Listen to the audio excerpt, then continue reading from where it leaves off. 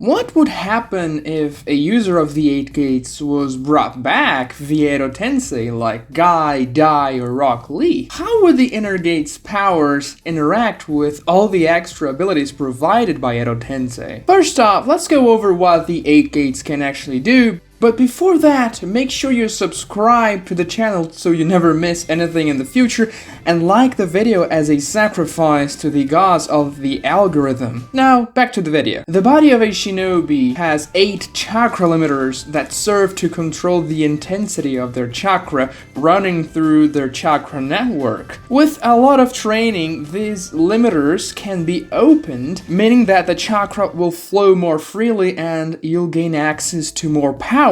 And that's what we refer to when we say opening the inner chakra gates. When the 8 gates are opened, the user receives an enormous boost to his physical capabilities, especially strength and speed. But of course, this power has a price. The chakra limiters, or gates, exist for a reason. They make sure your own chakra doesn't destroy your body, because if the chakra could just run freely across your chakra network, your body would simply not be able to handle it and would be very heavily damaged. Naturally, when the 8 gates are opened, the user gains a lot of power, but also suffers a lot of damage. The more gates are open, the greater the damage and the greater the power as well. And if you open them all the way up until the 8th final gate, the gate of death, well, you die. Unless Naruto X Machina comes for your rescue. So the price for acquiring enough power to fight against the most powerful shinobi in history is death.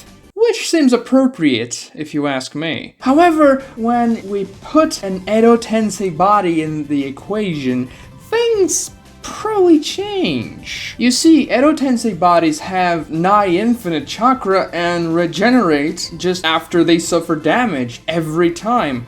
Unless the damage was dealt by someone with the abilities to deter Edo Tensei regeneration like Ten-Tailed Jinchurikis, but that's beside the point. So in theory, if the 8 gates user is an Edo Tensei and he opened all the 8 gates, he would be just fine, as he would essentially be an undead body that regenerates from the damage dealt by the inner gates themselves, right? So you could essentially have an infinite 8th gate.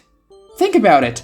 An Edo Tensei that has the 8th gate constantly opened, a power-up that allows you to spank Jubidara, that's just insane if you ask me. If that's the case, I don't know why Kabuto didn't bring up Might Dai, Guy's dad, in the 4th Great Ninja War, seeing that he was able to open all 8 gates and defeated 4 out of the 7 ninja swordsmen of the mist, with a body that quickly expired from the 8 gates. Imagine him with an undead body. He would just be unstoppable, running around the battlefield with the 8 gates open, stomping everyone on his path. Maybe Kabuto didn't know about Might Dai. After all, he was an unknown geinin from Konoha, considered weak by everyone.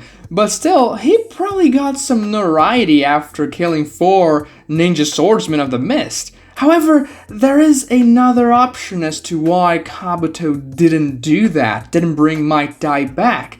And it would be because the 8 gates would simply not work infinitely, even on an Edo Tensei body. And that's the hypothesis I subscribe to. When Guy activated the 8 gates, he had to stick his thumb in his heart to open the 8th final gate. And I think that once you open the gate of death, your body is bound to use up all its chakra and eventually turn into dust, as we saw happening with Guy. I don't think you could revert that process once it's began, unless Naruto X Machina saves you.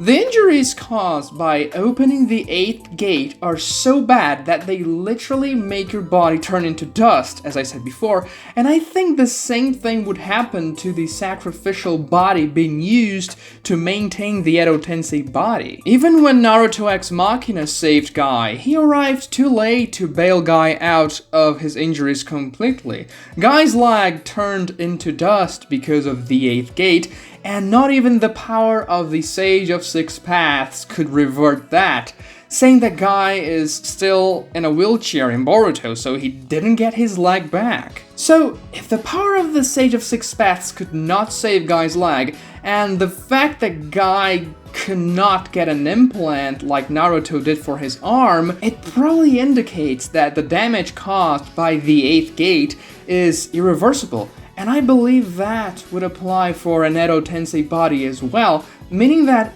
even with the Edo Tensei regeneration, the 8 gates user would turn into dust, and the damage would be so extent that it would just remain like that and not regenerate back. After all, we know it's possible to kill an Edo Tensei body, as Minato and Tobirama stated that if their Edo Tensei bodies were destroyed by Jubito, they would die, because they couldn't regenerate. I think the same thing would apply to an Edo Tensei body who opened the 8th gate. The damage Guy sustained after opening the Gate of Death was so bad that Tsunade can't even give Guy a proper prosthetic Hashirama cell leg. Because I have no doubt in my mind that Guy would not stay on a wheelchair if he had the option to get an implant. So this can only mean that Guy simply can't get a new leg, and the damage caused by the 8th gate is just irreversible. Of course, you have to take this theory with a grain of salt, as this is only what I think when I analyze the manga. The 8th gate could very well last forever on an Edo Tensei body, which would be completely broken. But I think this hypothesis I brought offers a good explanation as to why Kabuto never brought back a user of the 8 gates through Edo Tensei. But what do you think? I would like to know, so comment down below. Also, subscribe if you haven't already to help this channel grow. Let's reach 5,000 subs, that would be very cool. And like the video as well if you enjoyed it. Thanks for watching.